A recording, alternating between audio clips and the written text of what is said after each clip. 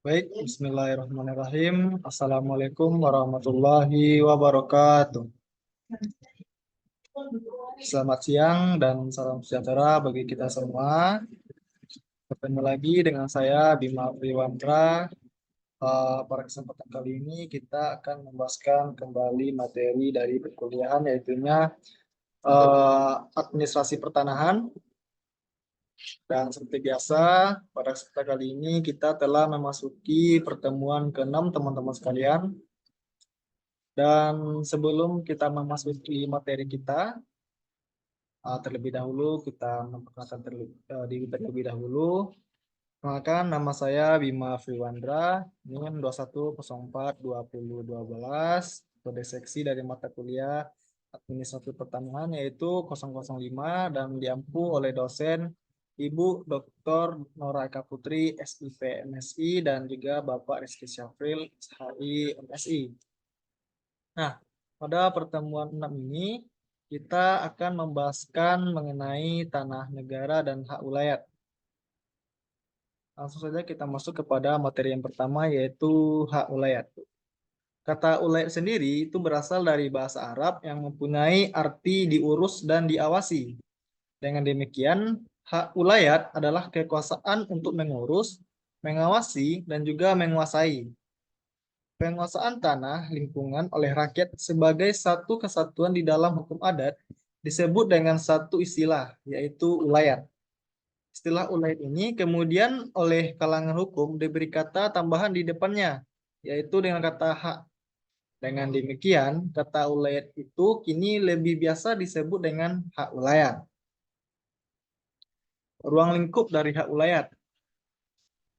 Menurut Surojo Wingyodipoero, objek dari hak ulayat meliputi yang pertama, tanah atau daratan sebagai ruang lingkup kehidupan.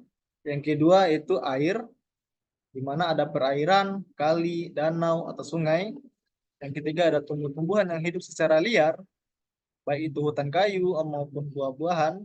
Dan yang keempat yaitu binatang yang hidup di alam liar. Peraturan hak ulayat di Sumatera Barat. Pasal 1 Peraturan Daerah Sumatera Barat Nomor 3 Tahun 2008 tentang tanah ulayat dan pemanfaatannya menyatakan bahwa tanah ulayat adalah bidang tanah pusaka beserta sumber daya alam yang ada di atasnya dan di dalamnya diperoleh secara turun-temurun, merupakan hak masyarakat hukum adat di Provinsi Sumatera Barat. Hak atas tanah menurut hukum adat. Sebagaimana prinsip keberadaan hak perorangan yang menumpang pada hak ulayat, Abu Sono menjelaskan hak-hak atas tanah menurut hukum adat sebagai berikut. Yang pertama yaitu hak menguasai atau basic rights, yang merupakan hak tertinggi yang berasal dari kepercayaan kuno, yaitu adanya magis religius antara tanah dan masyarakat penduduk tanah itu. Yang kedua yaitu hak milik, hak tertinggi di bawah basic rights yang oleh Van Vollenhoven dinamakan Inland Basic Rights. Hak ini dapat dimiliki oleh masyarakat umum dan dinamakan hak milik komunal atau Communal Basic Rights, atau oleh perorangan yang dinamakan Erfelijk Individual Basic Rights. Selanjutnya yaitu tanah negara.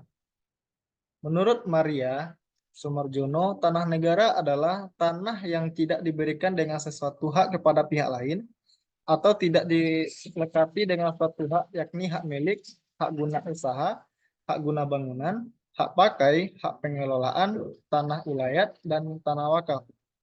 Menurut Budi Harsono, tanah negara adalah bidang-bidang tanah yang dikuasai langsung oleh negara.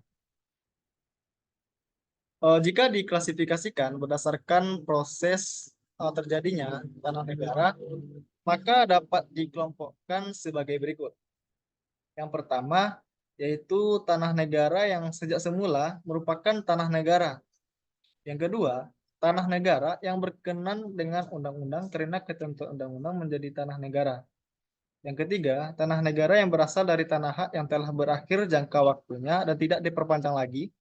Yang keempat, tanah-tanah yang berasal dari tanah-tanah hak dan telah berakhir jangka waktunya, serta dengan kebijakan politik pertanahan tidak boleh diperpanjang lagi. Yang kelima, tanah negara yang karena penetapan pemerintah menjadi tanah negara.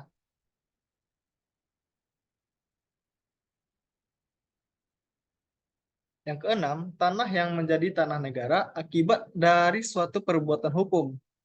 Yang ketujuh, ada tanah negara yang karena suatu peristiwa menjadi tanah negara.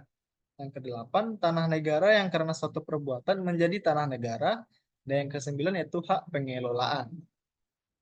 Nah, itulah tadi teman-teman sekalian materi dari pertemuan 6 tentang tanah negara dan juga hak ulayat.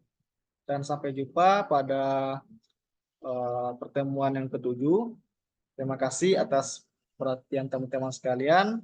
Saya Bima Friwandra mengucapkan terima kasih sekali lagi. Assalamualaikum warahmatullahi wabarakatuh.